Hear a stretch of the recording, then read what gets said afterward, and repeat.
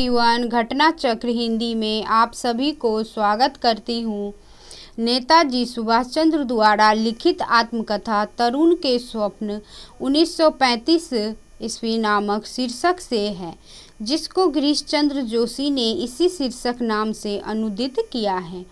परिवारजक की प्रजा 1952 ईस्वी संस्मरणात्मक शैली में रचित शांति प्रिय द्विवेदी की आत्मकथा आत्मनिरीक्षण 1957 ईस्वी सेठ गोविंद दास की आत्मकथा है। दक्षिण भारतीय लेखक होने के बावजूद नरदेव शास्त्री ने आप बीती जग बीती 1957 ईस्वी आत्मकथा लिखी है। हिंदी में अनुदित प्रथम आत्मकथा महर्षि दयानंद की है। दयानंद सरस्वती द्वारा लिखी आत्मकथा हिंदी से अंग्रेजी में और अंग्रेजी से उर्दू तथा उर्दू से हिंदी में अनुदित हुई है। 1904 ईस्वी में मुंशी दयाराम ने उर्दू से हिंदी में, 1912 ईस्वी में देवेंद्र मुखोपाध्याय ने अंग्रेजी से हिंदी में अनुवाद किया है। 1912 ईस्वी में अंग्रेजी के टी वाशिंगटन की आत्मकथा अप फ्रॉम स्लेवरी का अनुवाद पंडित लक्ष्मी नारायण गद्दे द्वारा आत्मोद्वार नाम से हुआ। गुजराती में लिखी गई महात्मा गांधी की आत्मकथा हरिभाऊ उपाध्याय ने सत्य के प्रयोग 1927 ईस्वी शीर्षक से अनुदित किया। जवाहरलाल नेहरू की आत्मकथा माई स्टोरी का अनुवाद हरिभाऊ उपाध्याय ने मेरी कहानी शीर्षक से किया। सचिंद्रनाथ सान्याल की बंगला भाषा में लिखी आत्मकथा हिंदी में बंदी जीवन 1938 ईस्वी में नाम से अनुदित हुई। डॉक्टर राधा कृष्ण की आत्मकथा को शालिग्राम ने सत्य की खोज नाम से अनुदित किया। सत्यानंद अग्निहोत्री कृत इस मुझ में देव जीवन का विकास 1910 ईस्वी में प्रकाशित हुआ तथा स्वामी दयानंद कृत जीवन चरित्र 1917 ईस्वी में प्रकाशित हुआ। यह आत्मकथा है। आत्मनिरीक्षण किसकी आत्मकथा है? तो इसका आंसर हो जाएगा सी, सेठ गोविंद दास का। हिंदी के प्रबल पक्षधर तथा समर्थ नाटककार सेठ गोविंद दास ने अपनी आत्मकथा 1957 ईस्वी में आत्मनिरीक्षण 1957 ईस्वी में प्रकाशित हुआ और शीर्षक से लिखी है। इस आत्मकथा में उन्होंने महात्मा गांधी तथा जवाहरलाल नेहरू के विचारों की आलोचना भी की है। हिंदी में दलित साहित्य की पहली आत्मकथा किसने लिखी? तो इसका आंसर हो जाएगा बी, मोहनदास नैमिषारण्य ने। नेक्स्ट क्वेश्चंस देखते हैं फ्रेंड्स। हिंदी में दलित साहित्य की पहली आत्मकथा मोहनदास नैमिषारण्य द्वारा रचित अपने अपने पिंजरे 1995 ईस्वी में प्रकाशित हुआ। तत्पश्चात ओम प्रकाश वाल्मीकि ने जूठन जो है वो 1997 ईस्वी में प्रकाशित हुआ तथा सूरजपाल चौहान ने तिरस्कृत नामक दलित आत्मकथाएं लिखी। जूठन किस लेखक की आत्मकथात्मक कृति है? तो इसका आंसर हो जाएगा ए, ओम प्रकाश वाल्मीकि का। अपने अपने पिंजरे आत्मकथा के लेखक है तो इसका आंसर हो जाएगा बी, मोहनदास नैमिषारण्य। जूठन किस रचनाकार की आत्मकथा है? तो इसका आंसर हो जाएगा बी, ओम प्रकाश वाल्मीकि। निम्न में से दलित आत्मकथा नहीं है तो इसका आंसर हो जाएगा डी, मेरी असफलताएं नहीं है। मेरी असफलताएं जो है 1941 ईस्वी में प्रकाशित हुआ और बाबू गुलाब राय का निबंध संग्रह है। शेष दलित आत्मकथाएं हैं। मणिकर्णिका आत्मकथा। नेक्स्ट क्वेश्चंस है मणिकर्णिका आत्मकथा का आंसर हो जाएगा डी, तुलसी राम की।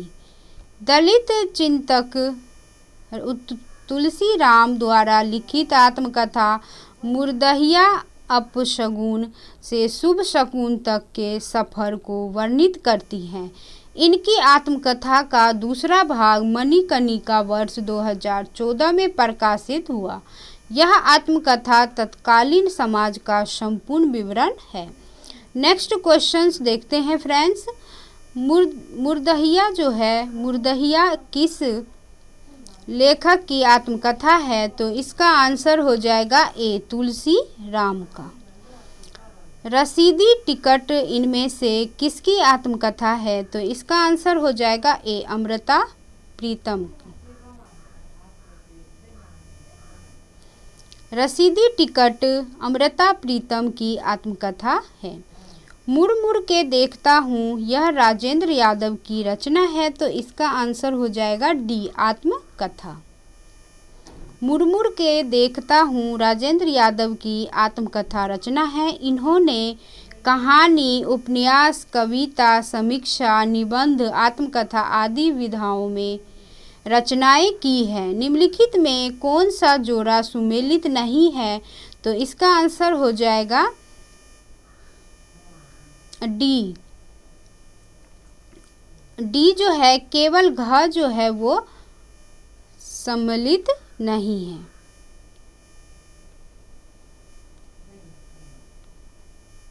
नेक्स्ट क्वेश्चन देखते हैं। बसेरे से दूर जो है वो 1977 ईस्वी में प्रकाशित हुआ और आत्मकथा हरिवंश राय बच्चन द्वारा लिखी गई है। शेष जोड़े सुमेलित है। रामविलास शर्मा की आत्मकथा अपनी धरती अपने लोग कितने खंडों में विभक्त है? तो इसका आंसर हो जाएगा बी, 3 भागों में विभक्त है। नेक्स्ट क्वेश्चंस देखते हैं फ्रेंड्स। रामविलास शर्मा कृत आत्मकथा अपनी धरती अपने लोग 3 खंडों में विभक्त हैं, जो 1996 ईस्वी में प्रकाशित हुई। इनकी प्रमुख आत्मकथा घर की बात भी है। सिंहावलोकन जो है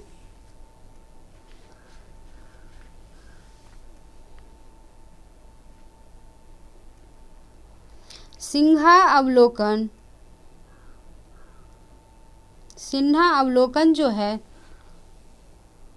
किसकी आत्मकथा है?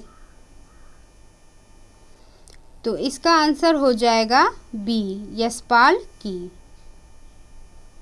यशपाल की आत्मकथा सिंहावलोकन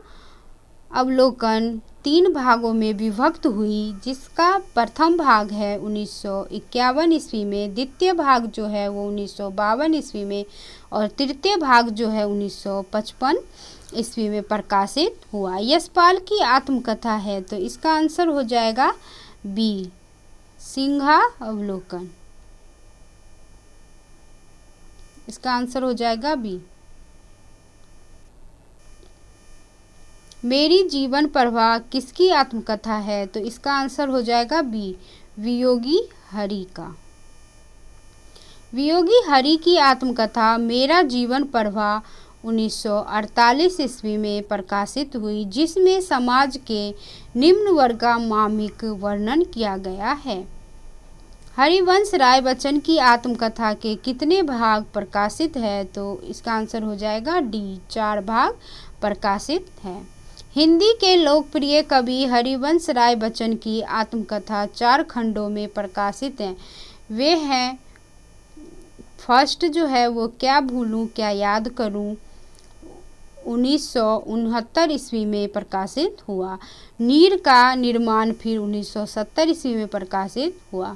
बसेरे से दूर जो है वो 1977 ईस्वी में प्रकाशित हुआ। 10 द्वार से सोपान तक जो है वो 1985 ईस्वी में प्रकाशित हुआ। क्या भूलूं क्या याद करूं किसकी आत्मकथा है? तो इसका आंसर हो जाएगा बी, हरिवंश राय बच्चन का। डॉक्टर हरिवंश राय बच्चन की कृति क्या भूलूं क्या याद करूं किस विधा में लिखी गई एक प्रतिनिधि गद्य कृत है? तो इसका आंसर हो जाएगा डी, आत्मकथा। क्या भूलूं क्या याद करूं किस विधा की रचना है? तो इसका आंसर हो जाएगा बी, आत्मकथा की। इनमें से कौन सी कृति आत्मकथा विधा में है? तो इसका आंसर हो जाएगा बी, क्या भूलूं क्या याद करूं। मेरी जीवन यात्रा किसकी आत्मकथा है? तो इसका आंसर हो जाएगा सी, राहुल सांकृत्यायन का। मेरी जीवन यात्रा 1946 ईस्वी में प्रकाशित हुआ। राहुल सांकृत्यायन की आत्मकथा है। इसको उन्होंने 5 खंडों में प्रस्तुत किया है। राहुल सांकृत्यायन की आत्मकथा का नाम है, तो इसका आंसर हो जाएगा बी, मेरी जीवन यात्रा।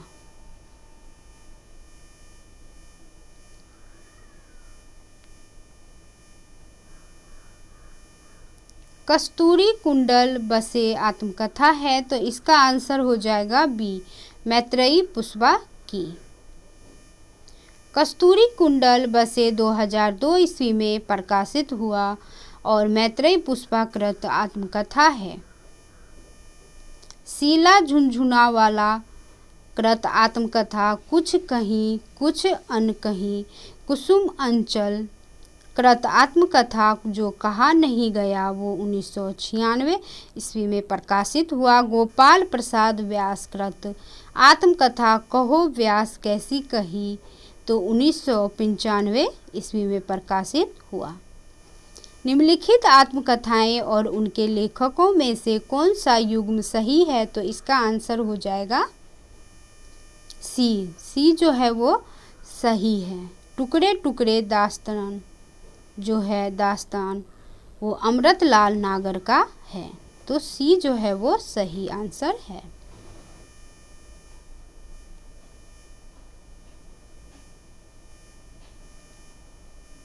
सहचर है समय के लेखक रामदरस मिश्र, कस्तूरी कुंडल बसे की लेखिका मैत्रेयी पुष्पा तथा घर की बात के लेखक गुरुदत्त है। अब हम संस्मरण तथा रेखा चित्र के बारे में क्वेश्चंस रिवीजन करेंगे।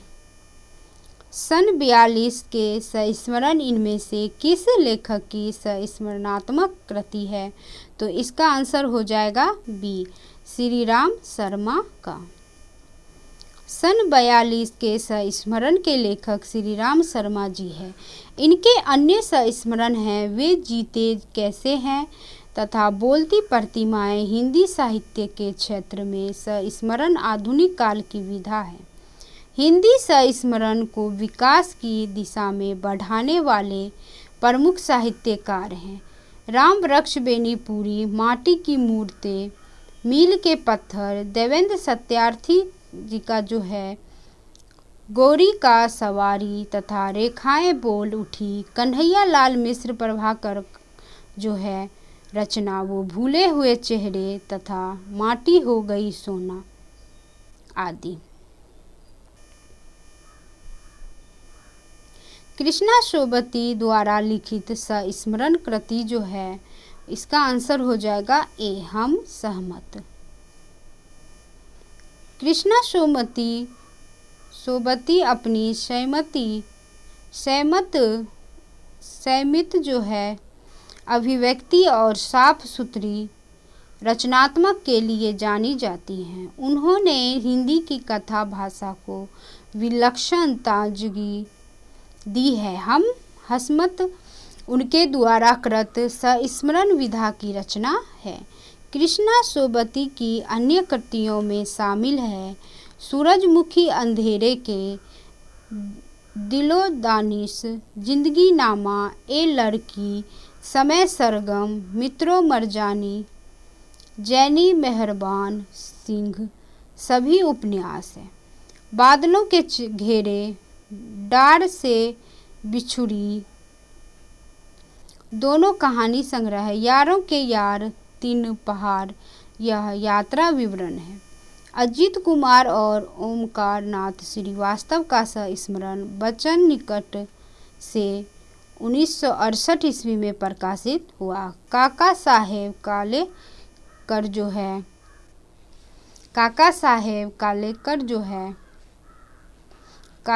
जो का स्मरण जो है वो गांधी संस्मरण और विचार है जो 1968 ईस्वी में प्रकाशित हुआ।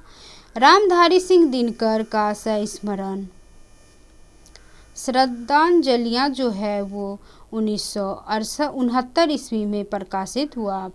पदुम ताल जो पुन्नालाल बख्शी का जो है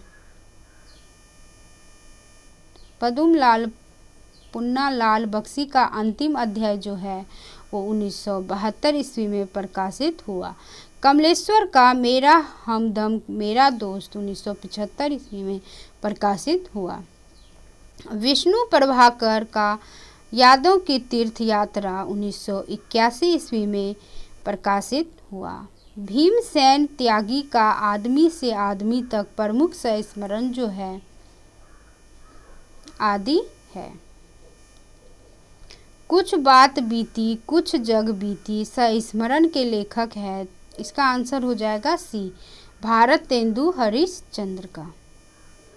कवि वचन सुधा में सन 1876 ईस्वी में प्रकाशित एक कहानी कुछ आप बीती कुछ जग बीती प्रथम मौलिक कृति है, जो भारतेंदु हरिश्चंद्र का और हिंदी साहित्य का भी पहला अधूरा मौलिक उपन्यास माना जा सकता है, परंतु इसके नाम से यह प्रतीत होता है कि यह कहानी है, आत्मकथा या संस्मरण है। इसके प्राप्त अंशों द्वारा यह प्रमाणित होता है कि यह अर्ध आत्मकथा है। डॉक्टर केसरी नारायण शुक्ल ने इसे भारतेंदु के निबंध में संकलित किया है। बाबू राधाकृष्ण दास ने भी भारतेंदु के साथ साहित्य में इसका परिचय देते हुए लिखा है। उन्होंने स्वयं एक उपन्यास लिखना आरंभ किया था, उसका नाम था एक कहानी, कुछ आप बीती कुछ जग बीती। कुछ आप बीती कुछ जाग बीती जो है वो उपन्यास न होकर एक संस्मरण मात्र है। नेक्स्ट क्वेश्चंस देखते हैं फ्रेंड्स। आधुनिक हिंदी निर्माताओं में पंडित बनारसी दास चतुर्वेदी एक कर्मठ लेखक और पत्रकार के रूप में विख्यात है। उन्होंने हिंदी लेखन और पत्रकारिता को अंतर्राष्ट्रीय आयाम दिया। विश्व की विभूतियाँ चतुर्वेदी जी का संस्मरणात्मक लेख संग्रह है। इसमें 15 संस्मरण हैं और वे सबके सब विदेशी हैं। प्रारंभ में इसे सेतुबंध नाम से प्रकाशित किया गया था। पंडित बद्री नारायण चौधरी प्रेमधन ने जुलाई 1881 ईस्वी में आनंद कादम्बनी जो मासिक पत्रिका है और 1891 ईस्वी में नागरी नीरद साप्ताहिक पत्र का प्रकाशन किया। कुछ आप बीती कुछ जग बीती किस विधा की रचना है? तो इसका आंसर हो जाएगा सी, संस्मरण विधा का। याद हो कि न याद हो संस्मरण कृति के लेखक है, तो इसका आंसर हो जाएगा सी, काशीनाथ सिंह का। याद हो कि न याद हो काशीनाथ सिंह का संस्मरण है। इनकी अन्य प्रमुख पुस्तकें काशी का 80, घर का जोगी जोगरा तथा कहनी उपखान इत्यादि है। रेखाएं बोल उठी रेखा चित्र किसने लिखा है? तो इसका आंसर हो जाएगा ए, देवेंद्र सत्यार्थी। रेखा चित्र और संस्मरण परस्पर मिलती जुलती विधाएं हैं, जिनमें भेदक रेखा खींच पाना कठिन है। पद सिंह शर्मा कमलेश के अनुसार प्राय प्रत्येक संस्मरण लेखक रेखा चित्र लेखक हैं और प्रत्येक रेखा चित्र लेखक संस्मरण लेखक भी आनुपातिक दृष्टि से व्यक्तिगता और तटस्थता को देखकर ही यह निर्णय किया जाता है कि कोई रचना संस्मरण है या रेखा चित्र, क्योंकि रेखा चित्र वस्तुपरक अधिक होता है और संस्मरण में आत्मपरकता ज़्यादा पाई जाती है। रेखा चित्र में लेखक का अपना व्यक्तित्व भी प्रकारांतर से आ जाता है। रेखा बोल उठी में एक ही वर्ष के परीक्षा में 2 प्रश्न को कहीं संस्मरण दर्शाया है तो कहीं रेखा चित्र। रेखाएं बोल उठी देवेंद्र सत्यार्थी का रेखा चित्र है। इनकी अन्य कृतियों में शामिल है एक युग एक प्रतीक, क्या गोरी क्या सावरी और कला के हस्ताक्षर आदि।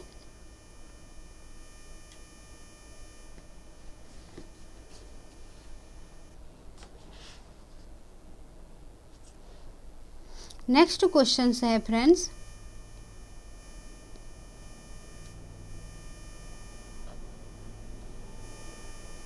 वीडियो देखने के लिए friends thank you so much. अगर चैनल को सब्सक्राइब नहीं किया हो तो प्लीज़ चैनल को सब्सक्राइब कीजिए, क्योंकि ये वीडियो आपके लिए बहुत ही यूजफुल है। वीडियो देखने के लिए थैंक यू सो मच।